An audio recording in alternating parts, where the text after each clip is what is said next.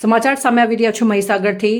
મંત્રી ડોક્ટર કુબેર ડિંડોરના પિતાની અસ્થિનું મહીસાગર નદીમાં વિસર્જન કરાયું। માનગઢના તળેટી પાસે અને 5 નદીઓના સંગમ એવા ઉનડિયા મહાદેવ મંદિર પાસે અસ્થિનું વિસર્જન કરવામાં આવ્યું। મહીસાગર માતા અને જેને સાગરનું ઉપનામ મળેલું છે તેવા મહીસાગર નદીમાં અસ્થિનું વિસર્જન કરી લોકોને અપીલ કરી। અહીં આદિવાસી સમાજનું મુખ્ય આસ્થાનું કેન્દ્ર છે, જ્યાં વર્ષોથી લોકો અસ્થિનું વિસર્જન કરવા આવે છે। ઉનડિયા મહાદેવ મંદિર ખાતે આમલી 11નો પવિત્ર મેળો ભરાય છે। પિતૃ અમાવસ્યા પૂનમના દિવસે અહીં લોકો અહીં આવતા હોય છે અને મન્નત માનતા હોય છે। મંત્રી ડોક્ટર કુબેર ડિંડોરે અને તેમના પિતાના અસ્થિનું વિસર્જન કરી આદિવાસી સમાજની પરંપરા જાળવી હતી। રિપોર્ટર સાગર ઝાલા, મહીસાગર।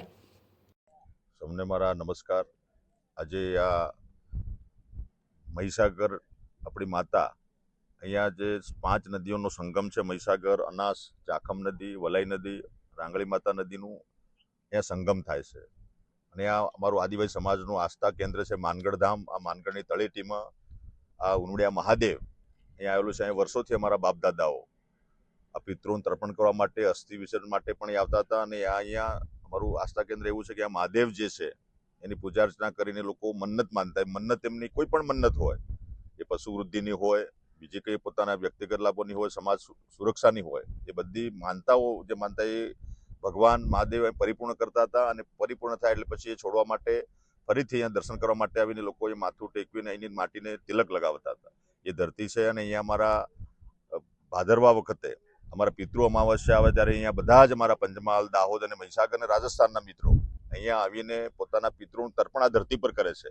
એનું મહત્વ એ છે, આજે અમે પણ અમારા પિતાશ્રીનું અસ્થિ વિસર્જન કરવા માટે અહીંયા આ ધરતી પર આવ્યા છે અને તમામ અમારા પરિજનો અને સાથે અમારા સંતો મહંતો સગા સંબંધીઓ આવીને અહીંયા અસ્થિ વિસર્જન કર્યું છે।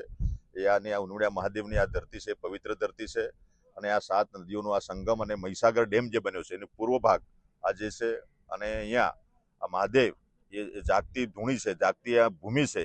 એ ભૂમિ પર જે કોઈ વ્યક્તિ અહીંયા આવીને પોતાની જે સંકલ્પ કરે છે, સંકલ્પ પરિપૂર્ણ થાય છે અને એ એવી આસ્થા છે એ પરિપૂર્ણ થાય છે। આજે અમે મળ્યા છે ત્યારે આજે આ ધરતીનું જે મહત્વ છે, આ જગ્યાનું જે મહત્વ છે એ લોકો સુધી જાય, લોકો અહીંયા આવે અને પોતાના પિતૃનું તર્પણ કરે અને શ્રાદ્ધની ક્રિયામાં પણ લોકો અહીંયા આવે છે। તમામ અહીંયા જે કર્મકાંડ અમારા આદિવાસી સમાજના લોકો જે કરે છે એ ધરતી છે, એનું મહત્વ આપ બધા જાણો છો અને આનો પ્રચાર પ્રસાર તેના માટે મારા પ્રયત્નો છે। ધન્યવાદ। માનગઢના પવિત્ર ક્ષેત્રમાં આવેલ માનગઢ ધામ અને નજીકમાં જ આવેલું અમારું ઉનડિયા પવિત્ર ધામ અને સાથે અહીંયા પશ્ચિમમાં મહાકાળી માતાનું ધામ અને આવા પવિત્ર ધામમાં ખાસ કરીને ઉનડિયા મહાદેવમાં દર વર્ષે અખિલ વિશ્વ ગાયત્રી પરિવાર ગાયત્રી શક્તિપીઠ સંતરામપુર દ્વારા અહીંયા વિશેષ કાર્યક્રમ થાય છે। ભાદરવાની પિતૃ અમાવસ્યાના દિવસે હજારો લોકો લાભ લે છે।